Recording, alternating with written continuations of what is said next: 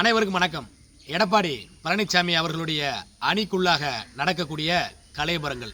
எடப்பாடி பழனிசாமி அவர்கள் அறிவித்தாரு கள ஆய்வு கூட்டம்னு சொல்லிட்டு முன்னாள் அமைச்சர்களை 4 குழுக்களாக பிரித்து ஒவ்வொரு மாவட்டத்துக்கும் போங்க, நடந்து முடிந்த நாடாளுமன்ற தேர்தலில் நம்மளுடைய தோல்விக்கான காரணம் என்ன என்பதை அலசி ஆராய்ஞ்சு கொண்டு வாங்க, அதெல்லாம் நிவர்த்தி பண்ணி கொள்ளலாம்னு சொல்லிட்டு ஒரு கள ஆய்வு கூட்டத்தை அமைச்சிருந்தார். அந்த கள ஆய்வு கூட்டம் ஒவ்வொரு மாவட்டத்திலையும் நடக்கும் பொழுது அந்தந்த மாவட்டத்தில் இருக்கக்கூடிய நிர்வாகிகளும் தொண்டர்களும் மிகப்பெரிய அளவில் எதிர்ப்பை காட்டி எடப்பாடி பழனிசாமியுடைய தலைமை வேண்டாம் என்கின்ற நிலையை உருவாக்க வேண்டும் என்பதற்காக தங்களுடைய எதிர்ப்பை தெரிவிக்கிறாங்க. அது வாக்குவாதமாக நடைபெறுகிறது, கைகலப்பாக மாறுகிறது, அடிதடியாகவும் மாறுகிறது. இதை முழுவதுமாக சொல்லணும் அப்படின்னா கன்னியாகுமரியில் முதலாவதாக வாக்குவாதமாக துவங்கிய இந்த கள ஆய்வு கூட்டமானது அரியலூர், திருச்சியில் மிகப்பெரிய அளவில் கண்டனங்களாக மாறி திருநெல்வேலி, தூத்துக்குடி, மதுரை, ஈரோடு என அடிதடியாக மாறி இன்று எடப்பாடி பழனிசாமியுடைய தலைமை கேள்விக்குறியாக இருக்கிறது என்றுதான் சொல்ல வேண்டும். இந்த அடிதடிக்கு போகிற காரணம், மூல காரணம், விதை போட்டது யாருன்னு சொல்லி பார்த்தோம் அப்படின்னா எடப்பாடி பழனிசாமி அவர்கள் தாங்க. ஏன் அப்படின்னா யார் அதை சொல்லுவாங்க, வினை விதைத்தவன் வினை அறுப்பான், திணை விதைத்தவன் திணை அறுப்பான்னு சொல்லிட்டு சொல்லவும் சொல்லுவாங்க.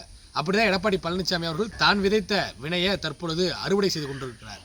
ஒரு போலி பொதுக்குழுவை கூட்டினார். எல்லாருக்கும் ஞாபகம் இருக்கும். ஐயா ஓபிஎஸ் அவர்களை 3 முறை முதலமைச்சராக இருந்தவர், அம்மா அவர்களுடைய அரசியல் வாரிசு என்று மக்களாலும் தொண்டர்களாலும் ஏற்றுக்கொள்ளப்பட்டவர். ஒரு போலி பொதுக்குழுவில் அவரை வர வைத்து அவருடைய வண்டி மீது கற்களை வீச வைத்து அவர் மேடையில் நின்று கொண்டிருக்கும் பொழுது தகாத வார்த்தைகளால் அவரை அவமானப்படுத்தி தண்ணீர் பாட்டில்களால் அவர் மீது எரிந்து தாக்குதல் நடத்தி இப்படிப்பட்ட அராஜகத்தை அரங்கேற்றியவர் தான் இந்த எடப்பாடி பழனிசாமி அவர்கள்.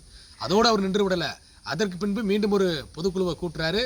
அப்பொழுது ஐயா ஓபிஎஸ் அவர்கள் கழகத்தினுடைய அலுவலகத்திற்கு போகலாம், கட்சி அலுவலகத்திற்கு சொல்லி போகும்பொழுது பல குண்டர்களை அங்கே இறக்கி விட்டு அம்மா அவர்கள் கோவிலாக கும்பிட்ட நம்மளுடைய கட்சி அலுவலகத்திற்குள்ள அடியாட்களை இறக்கி அங்கே மதுபானங்கள் அருந்த வைத்து அங்கே நடனங்கள் ஆட வைத்து குத்தாட்டம் போட வைத்து கட்சி அலுவலகத்தை அசிங்கப்படுத்தி அவமானப்படுத்தி ஐயா அவர்கள் அங்கே செல்லும் பொழுது அவருக்கு எதிர்ப்பு தெரிவித்து அவர் மீது கற்களை வீசி கட்டைகளை வீசி குண்டர்களை வைத்து தாக்குதல் நடத்திய எடப்பாடி பழனிசாமி அவர்களுக்கு என்ன மொழியில் சொன்னால் புரியுமோ அந்த மொழியில் கட்சியினுடைய நிர்வாகிகளும் தொண்டர்களும் தற்பொழுது இந்த கள ஆய்வு கூட்டத்தில் அவருக்கு புரியும் மொழியில் தொண்டர்களும் நிர்வாகிகளும் சொல்லி கொண்டிருக்கிறாங்க. ஆமாங்க, அன்பா சொல்லி பார்த்தாங்க. எடப்பாடி பழனிசாமி அவர்களே, உங்களுடைய தலைமை மட்டும் போதாது, ஒருங்கிணைந்த அதிமுக வேணும். ஒருங்கிணைந்த அதிமுக இருந்தால் தான் நம்ம 2026 வெற்றி பெற முடியும். நாடாளுமன்ற தேர்தலிலேயே ஒருங்கிணைந்த அதிமுக உருவானும்னு சொல்லிட்டு நிர்வாகிகளும் தொண்டர்களும் எவ்வளவோ அழுத்தத்தை எடப்பாடி பழனிசாமி அவர்களுக்கு கொடுத்தாங்க. ஆனால் அவர் என்ன சொன்னார், என்னுடைய தலைமையில் மெகா கூட்டணி அமைப்பேன், நான் ஜெயிச்சு காமிக்கிறேன் பாருங்கன்னு சொல்லிட்டு மிகப்பெரிய தோல்வி சந்திச்சிருந்தார். ஏன்னா அவருடைய தலைமையில் மெகா கூட்டணி அமைப்பில் கூட்டணி கட்சியில் யாருமே அவர் விரும்பி வரல, அவருடைய தலைமை வேண்டும்னு சொல்லிட்டு களத்துக்கு போனார். தென் மாவட்டங்களில் 5 தொகுதிகளில் டெபாசிட் இழந்தார். நாடாளுமன்ற தொகுதியில் ஒட்டுமொத்தமாக 7 தொகுதியில் டெபாசிட் இழந்தார். 2 தொகுதியில் 4ஆம் இடத்துக்கு போயிட்டார். நாம் தமிழர் கட்சிக்கு அடுத்த இடத்திற்கு போயிட்டார் எடப்பாடி பழனிசாமி அவர்கள். இதையெல்லாம் பார்த்து அதிமுக தொண்டர்கள் இப்போ என்ன பண்ணுறாங்க, அவருக்கு அன்பா சொல்லி பார்த்தோம், அரவணைப்பா அதட்டி சொல்லி பார்த்தோம், ரெண்டுக்குமே ஒரு மசியல.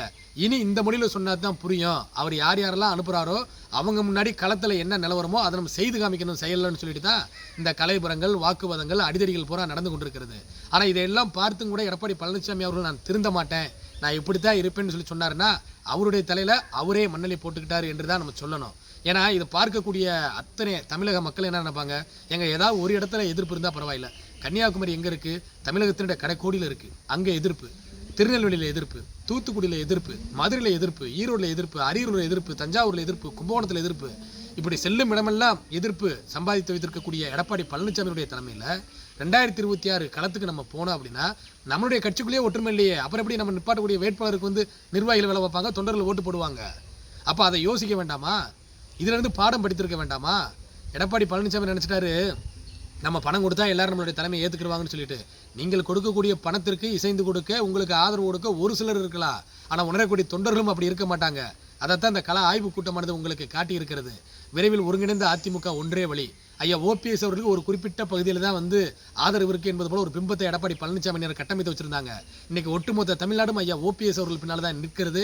ஐயா ஓபிஎஸ் அவருடைய தலைமை தான் வேண்டும் என்கின்றத அழுத்தம் திருத்தமாக தெரிவிக்கிறது என்பதை எடப்பாடி பழனிசாமி அவர்கள் மட்டுமல்ல ஒட்டுமொத்த அதிமுக தொண்டர்களும் தெரிந்திருப்பாங்க, தமிழக மக்களும் புரிந்திருப்பாங்க. ஆகையினால இதுவரை காலம் தாழ்த்தியது போதும், இனி காலம் தாழ்த்துவதற்கு காலம் இல்லை. ஒருங்கிணைந்த அதிமுகவை உருவாக்குவோம், 2026 களத்திற்கு செல்வோம், ஒன்றுபடுவோம், வென்று காட்டுவோம். அம்மா அவருடைய ஆட்சியை, கழக ஆட்சியை மீண்டும் 2026 அமைத்திடுவோம். கழக ஒருங்கிணைப்பாளர் ஐயா திரு ஓ பன்னீர்செல்வம் அவர்களை முதலமைச்சராக அந்த அரியணையில் அமர்த்திடுவோம். நன்றி, வணக்கம்.